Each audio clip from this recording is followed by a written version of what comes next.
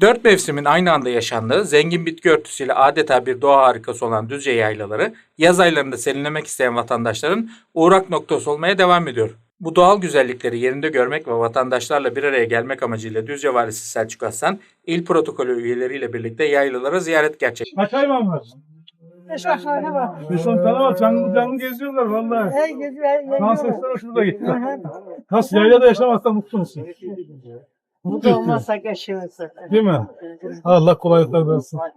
Traktör sen mi kullanıyorsun? Ormancılık da var sizde. Aynen. Allah yardımcınız olsun. Ama cennette yaşıyorsun. Evet, çok güzel. Süper ya.